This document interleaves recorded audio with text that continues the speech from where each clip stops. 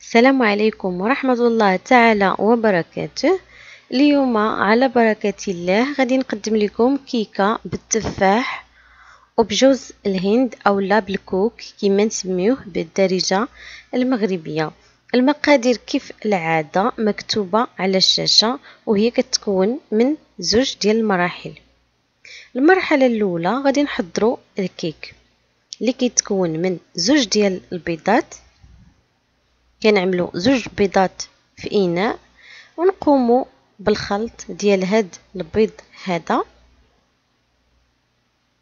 كنضيفوا نصف كوب من السكر، الحجم ديال الكوب معروف، يعني تقريبا هو الكاس ديال حياتي، وبالنسبه للكوب راه معروف، يعني دوك الاكواب ديال القياسات. كنضيفوا نصف كوب من الزيت دائما مع الخلط.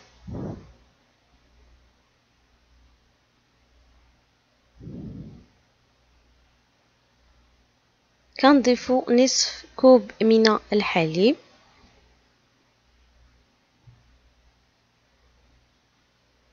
وكنضيفوا كذلك تفاح مبشور. هنا ممكن تستعملوا تفاحة كبيرة مبشورة أو زوج من الحبات ديال التفاح مبشور. هنا عندي التفاح صغير، استعملت زوج حبات من التفاح يعني مبشور. كنخلطو مزيان وكنبداو كنضيفو في الفارين. بالنسبه كنضيفو الطحين عفوا. بالنسبه للطحين هنا كنضيف بالملعقه باش نعرف القياس ديالي. الكميه اللي كفاتني ديال الطحين هي 8 ملاعق دقيق، يعني مليانه دقيق، ودائما مع الخلط.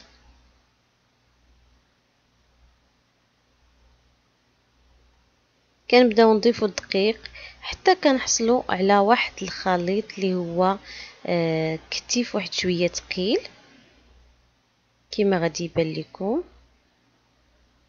هاد الخليط هذا في الاخير كنضيفو خميره ديال تقريبا حجم او بالضبط حجم 10 غرام، ما يعادل ملعقه كبيره من خميره الحلوى. هي غنضيفوها في اخر مرحله.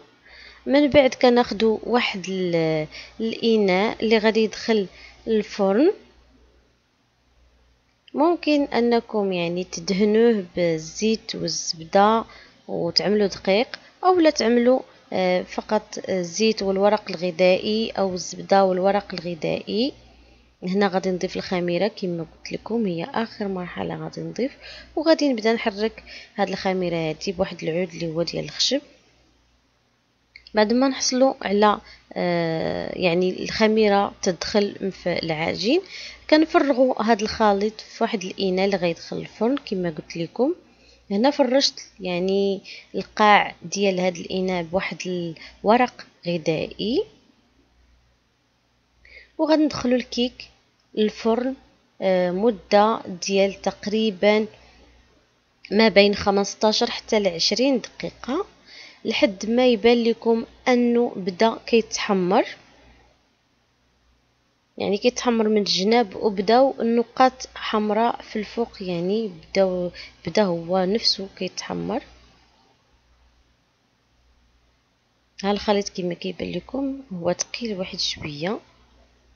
كندخل الكيك الفرن كما قلت لكم درجه 180 درجه مده ديال 15 حتى 20 دقيقه، وكندوزو كنحضروا المرحله الثانيه اللي كتكون من واحد البيضه ويعني كوب الا ربع من السكر. كنخلطوا البيضه مع كوب الا ربع من السكر، يعني 3/4 ديال السكر. كنخلطوا المكونات مزيان.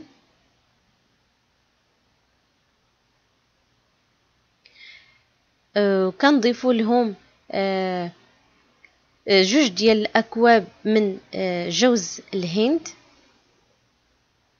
هنا الكوب الاول وغنضيفو الكوب الثاني. غادي نخلطو، وغادي نضيف كذلك الزبدة.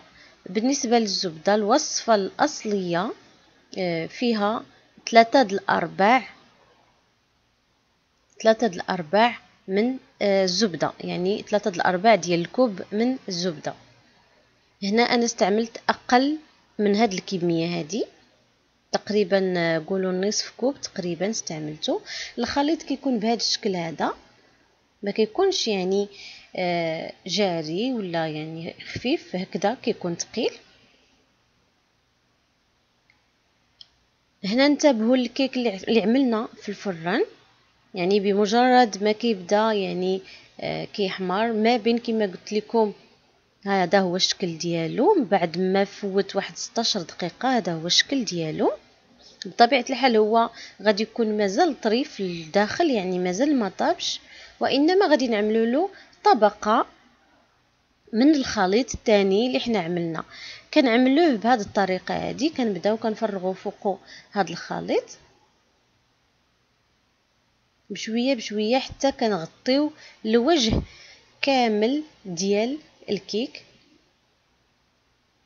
هاد الكيكه هادي كتجي لذيذه بزاف ورائعه في المنظر ديالها كذلك، وفي المذاق زوينه. كتصلح يعني لرمضان كذلك، كتصلح للمناسبات بحال اعياد الميلاد. كنتمنى فعلا انكم تجربوها لانها كطلع هائله هائله بزاف. كنمشيو بهذه الطريقه هذه حتى كنكملوا الخليط كله على الوجه ديال الكيك، وكنغطيو الكيك بهذه الطريقه هذه. دائما قبل ما نعملوا الكيك في الفرن يكون الفرن يعني ساخن من قبل بواحد 5 ديال الدقائق تقريبا.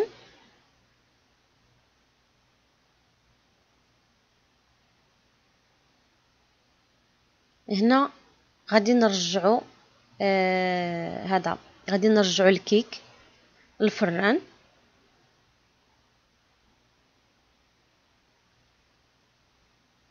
غادي نخليوه حتى كيطيب، حتى يعني كياخد اللون ديالو.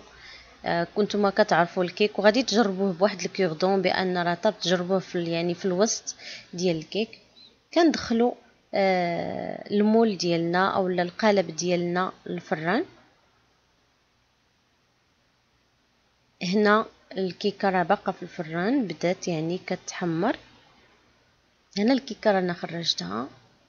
ممكن انكم تزينوها بجوز الهند والسكر الملون، او لا يعني الطريقه يعني كل واحد وطريقته في التزيين. كنتمنى كما قلت لكم انكم تجربوها، كطلع زوينه بزاف بزاف. شكرا لكم وشكرا على متابعتكم.